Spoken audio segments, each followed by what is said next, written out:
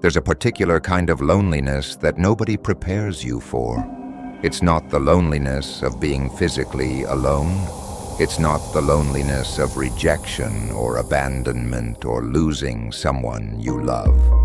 It's the loneliness of evolution, of growing beyond the people you once felt at home with, of developing capacities they don't share, of seeing things they can't see, of becoming someone who no longer fits in places that used to feel like home. It's the loneliness of outgrowing everyone you know. And if you're experiencing this, if you found yourself feeling increasingly isolated, not because people have left you, but because you've evolved past them, if you're in rooms full of people who used to feel like your people and now feel like strangers, if you're having conversations that used to nourish you that now feel hollow and performative, you're not broken, you're not wrong, and you're definitely not alone. Because growth has a price, evolution has costs. Becoming who you're meant to be often means leaving behind who you used to be, and that includes the relationships that only worked when you were that earlier version of yourself. Today, we're exploring the psychological cost of outgrowing everyone you know. Not to make you feel guilty about growing, not to convince you to shrink back to where you were, but to help you understand what you're experiencing so you can grieve it honestly, navigate it consciously, and ultimately find your way to people who can meet you where you actually are. Because this particular loneliness, this specific grief, it's real, it's valid, and it's something almost everyone who commits to serious growth eventually experiences. You're not doing it wrong, you're doing it exactly right. And the loneliness you're feeling is evidence of how far you've come. Let's begin. There's a specific moment when you first notice it. You're with people who used to feel like your people. Friends you've known for years. Family you grew up with. People you used to laugh with for hours. People you used to feel completely yourself around. And something's different. The conversation that used to feel effortless now feels like work. The topics that used to interest you now feel shallow. The jokes that used to be funny now feel slightly cruel or just pointless. The dynamics that used to feel normal now feel exhausting. You're sitting there trying to engage, trying to care, trying to feel what you used to feel. But instead you're noticing how much people complain without doing anything to change their situations. How much they gossip about people who aren't there. How much they stay on the surface, talking about nothing that actually matters, avoiding anything real, anything vulnerable, anything true. And you feel guilty for noticing. You tell yourself you're being judgmental, that you're thinking you're better than them, that something's wrong with you for not enjoying what you used to enjoy, that maybe all this growth work has made you worse, not better. But that's not what's happening. What's happening is that you've developed different hungers. Your system is craving different kinds of nourishment. You've tasted depth, and surface interaction no longer satisfies. You've experienced authentic connection, and performance feels hollow now. You haven't become judgmental. You've become discerning. You haven't become difficult. You've become clear about what actually nourishes you versus what just fills time. You haven't become too serious. You've just developed the capacity for real intimacy, real conversation, real connection, and you can't unknow what that feels like.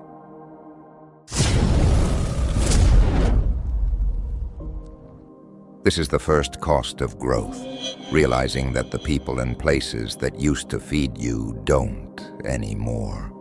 And the grief of that realization is real, because you're not just losing them in this moment. You're losing the version of yourself that belonged with them. You're losing the comfort of easy belonging, even if that belonging was built on staying small.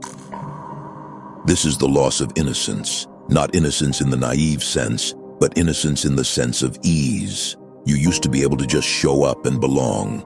Now you show up and you're aware of every gap between where you are and where they are, every limitation in the conversation, every boundary that can't be crossed because they're not ready to go there. And the hardest part is that nothing dramatic happened. Nobody betrayed you. Nobody abandoned you. Nobody did anything wrong.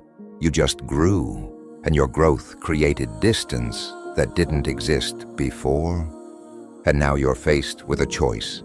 Do you fake it to maintain connection? Or do you honor your growth and accept the loneliness that comes with it? Most people choose faking it, at least at first.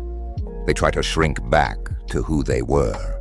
They try to re-engage with conversations that don't interest them. They try to pretend they're still the same person they used to be. But you're learning, painfully, that you can't go back. That once you've grown, once you've evolved, once you've developed new capacities, you can't just turn them off to make others comfortable. You can't unknow what you now know. You can't unsee what you now see. Here's where it gets really painful. You start realizing that you have to choose between being authentic and maintaining belonging. That you can't have both. At least not with these people. Not right now. If you show up authentically, if you speak from where you actually are, if you talk about what you're actually thinking about and processing and exploring, you'll create discomfort, distance, confusion. People will look at you like you've changed, like you're not yourself anymore, like you've become someone they don't recognize. They'll tell you therapy is making you worse, that all this self-improvement is making you self-absorbed, that you used to be more fun, that you're overthinking everything, that you've become too serious, too intense, too much.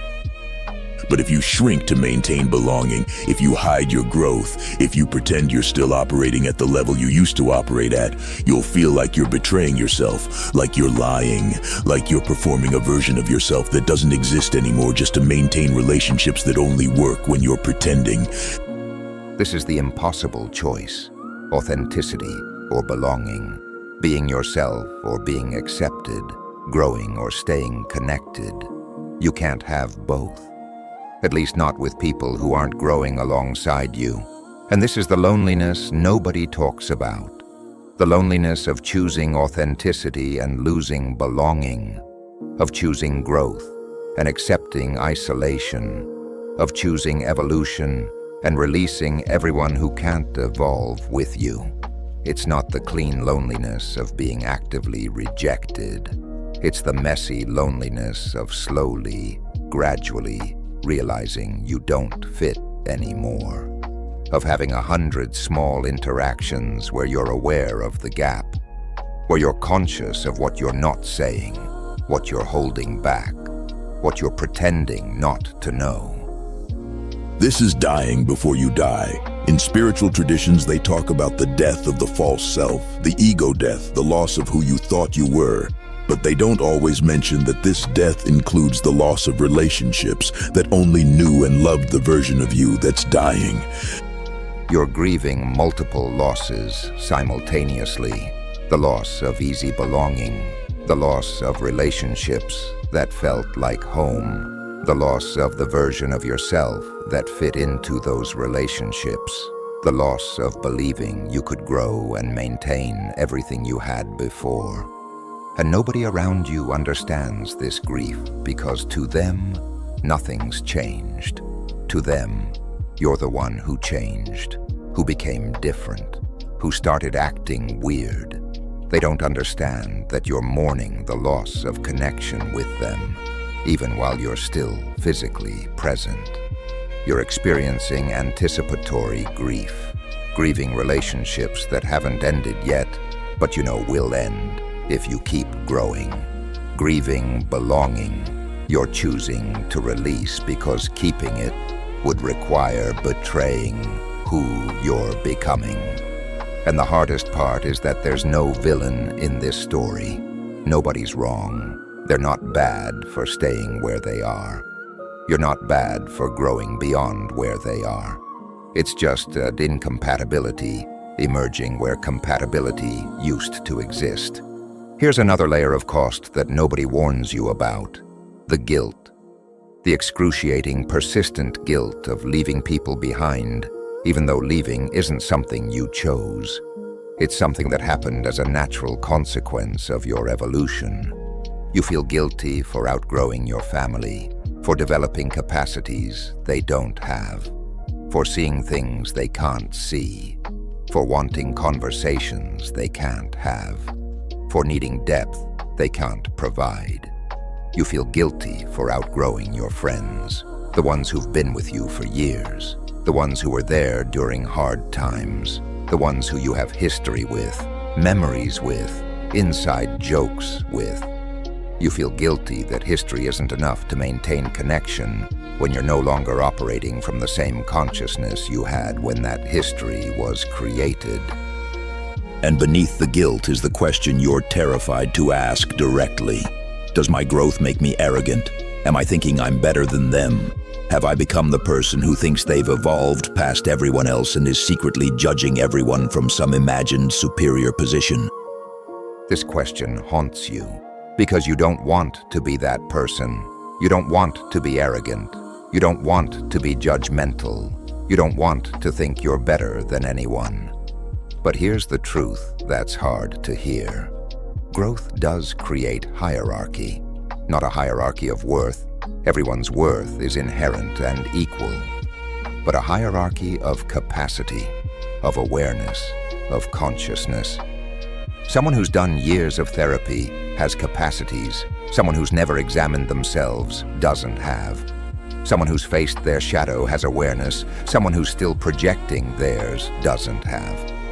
Someone who's learned emotional regulation has tools. Someone who's still emotionally reactive doesn't have. That's not arrogance. That's just reality. Growth creates differentiation. Evolution creates distance between those who've evolved and those who haven't. The arrogance isn't in recognizing that you've grown. The arrogance would be in believing that makes you better as a human being, more deserving of love, more valuable. But recognizing that you have capacities others don't isn't arrogance, it's just honest assessment. But the guilt persists because you love these people. You don't want to leave them behind. You don't want to outgrow them. You'd prefer to grow together, to evolve together, to discover new depths together. But growth isn't a group project. Everyone moves at their own pace. Some people are ready. Some people aren't. Some people are actively growing. Some people are actively avoiding growth. And you can't drag anyone along a path they're not ready to walk.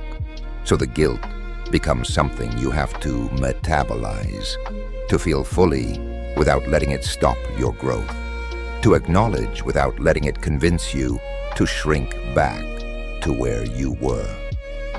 Because guilt that stops your growth doesn't serve anyone. It doesn't help them. It just prevents you from becoming who you're meant to be.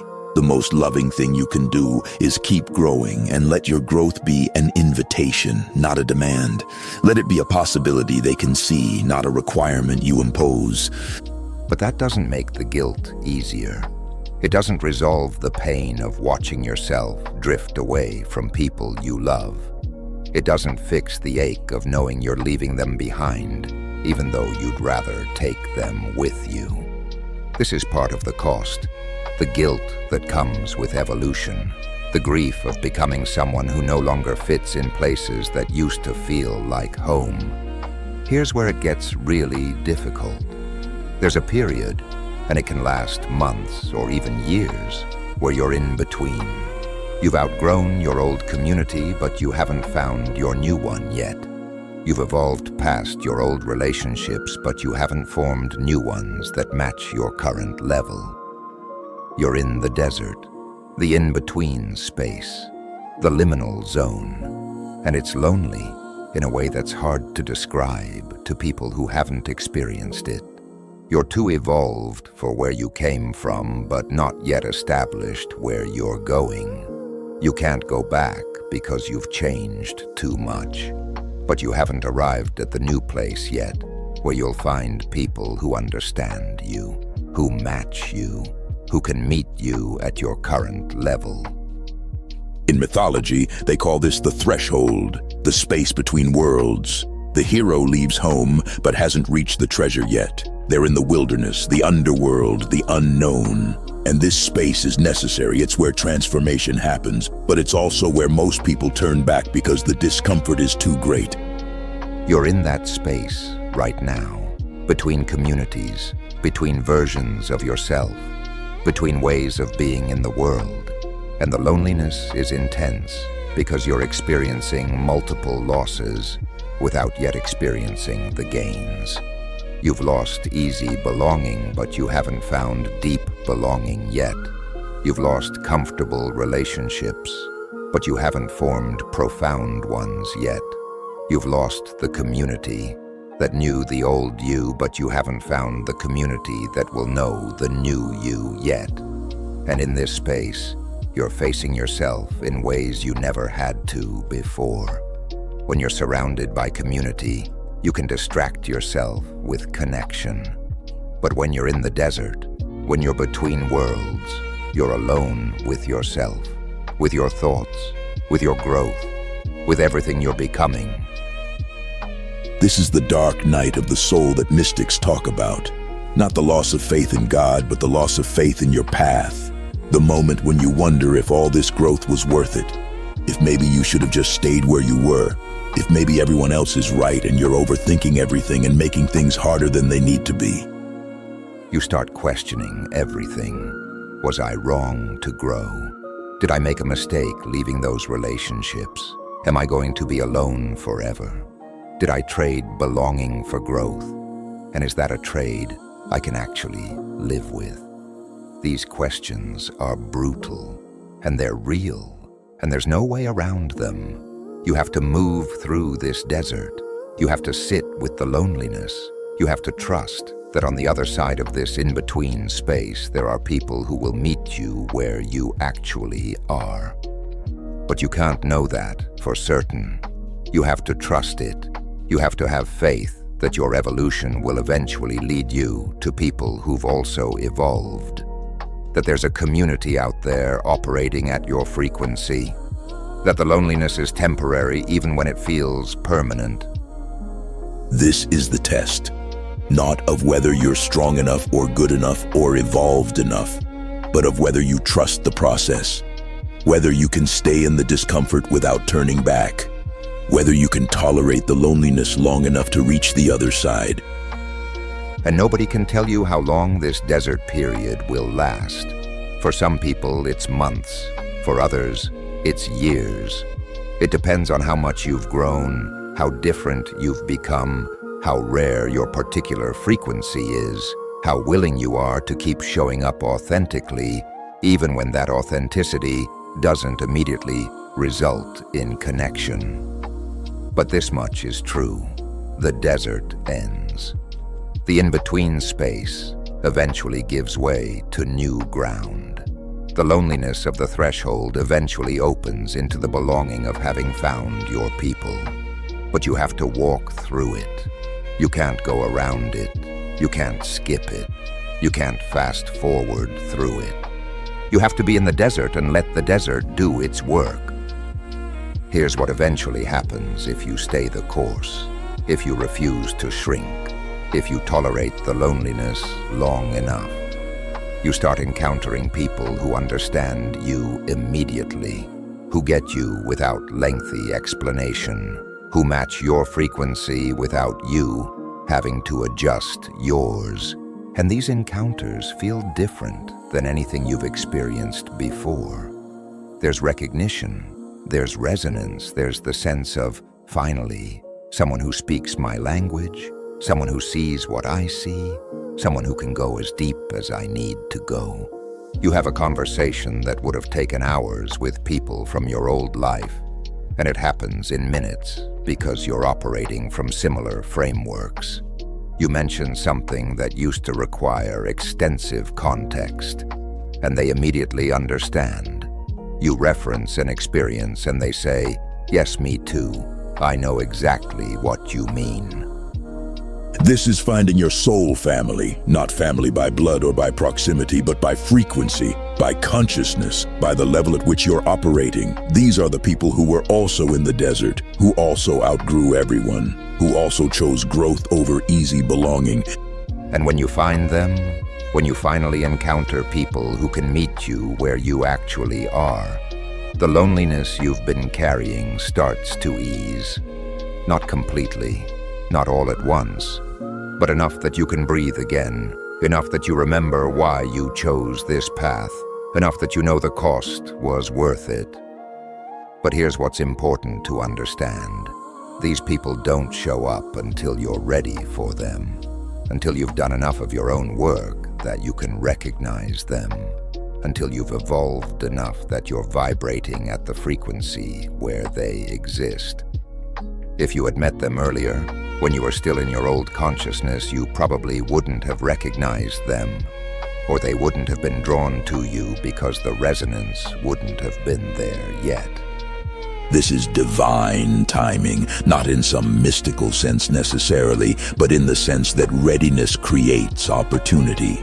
When the student is ready, the teacher appears. When you've done the work to become someone who can participate in depth relationships become available.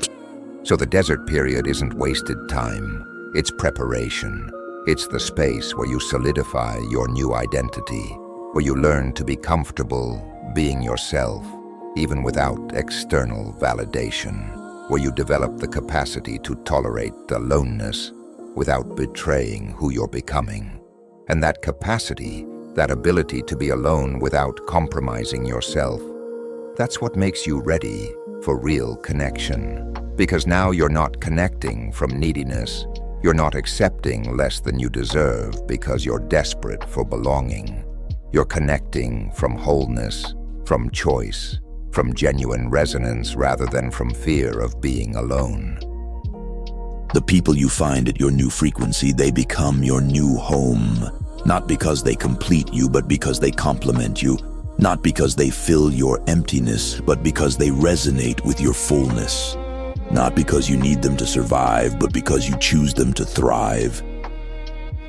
And these relationships feel different than your old ones. There's more honesty, more vulnerability, more depth, more mutual growth, more space for both of you to be fully yourselves without performance or pretending. You're not tolerating each other despite your differences. You're celebrating each other because of your similarities. You're not managing gaps in understanding. You're exploring shared territory that you both find fascinating. This is what was on the other side of the desert. This is what made the loneliness worth it. This is what you were moving toward, even when you couldn't see it yet. Here's what you need to understand as you navigate this particular loneliness. Both things are true. The cost is real, and the gift is real. The grief is valid, and the growth is valuable. The loneliness hurts, and the evolution heals. You don't have to choose between honoring the pain and celebrating the growth. You can hold both. You can grieve what you've lost while embracing what you've gained. You can miss who you used to be while becoming who you're meant to be. The people you've outgrown, they were important. The relationships you've moved beyond, they mattered. The version of yourself that fit in those spaces, she was real and valid and deserving of love. This is the complexity of growth. It's not a simple upward trajectory where everything gets better. It's a spiral where you gain and lose simultaneously, where every new level brings new gifts and new grief, where evolution requires letting go of what no longer serves, even when what you're letting go of is good, just not right for who you're becoming. So honor the cost. Let yourself grieve. Let yourself feel the loneliness without rushing to fix it, or transcend it, or spiritually bypass it. Let yourself miss the ease of belonging, even as you celebrate the depth you've found in authenticity. You're allowed to grieve, while also knowing you made the right choice. You're allowed to be lonely, while also knowing you're on the right path. You're allowed to miss your old life, while also loving who you're becoming. The grief doesn't mean you made a mistake. The loneliness doesn't mean you should go back. The difficulty doesn't mean you're doing it wrong. This is the mark of real transformation. It costs something. If it were easy, if it didn't require sacrifice, if you could evolve without losing anything, it wouldn't be transformation. It would just be addition, adding new things to who you already are without changing fundamentally. But real transformation requires you to die and be reborn, to release who you were so you can become who you're meant to be, to let go of relationships that only worked at your old level so you can form relationships that work at your new level. And that process, that death and rebirth, it's supposed to hurt. The pain is evidence that something real is happening, that you're actually changing, not just rearranging deck chairs while staying fundamentally the same. So feel it, all of it, the cost and the gift, the grief and the growth, the loneliness and the liberation. Don't spiritually bypass the pain by focusing only on the growth. Don't wallow in the grief by ignoring the gifts. Hold both, feel both, honor both, because both are true, and you're strong enough to carry both. If you're in the loneliness of outgrowing everyone you know, if you're in the desert between who you were and who you're becoming, if you're grieving relationships that haven't ended but don't nourish you anymore, you're not alone in this experience, even though it feels incredibly lonely. Thousands of people are walking this path right now. Evolving, growing, outgrowing, grieving, finding themselves in that impossible space between belonging and authenticity. And every single one of them is wondering the same thing you're wondering. Was it worth it? Will I find my people? Is the loneliness temporary or permanent? And the answer is yes, it's worth it. Yes, you'll find your people. Yes, the loneliness is temporary even when it feels permanent. But only if you keep going. Only if you refuse to shrink back. Only if you tolerate the discomfort long enough to reach the other side. Subscribe if you're in the messy middle of this journey, and you need to be reminded that what you're experiencing is normal, valid, and temporary. Drop a comment about what you've had to let go of in order to grow, what relationships or communities or versions of yourself you've outgrown. And remember, the loneliness you're feeling isn't evidence that you made a mistake. It's evidence that you're actually evolving. It's proof that you chose authenticity over easy belonging. It's the cost of becoming who you're meant to be. And on the other side of this loneliness, there are people who will meet you where you actually are, who will understand you without explanation, who will match your frequency without you having to adjust, who will be your home in a way your old community never could be, because they can only be home to who you are now, not who you used to be. Keep walking, keep growing, keep choosing authenticity even when it's lonely. Keep trusting that your evolution is leading you somewhere worth going, even when you can't see the destination yet. Your people are out there, and they're looking for you too. We see you, and we're just getting started. I'll see you in the next video. Stay lit.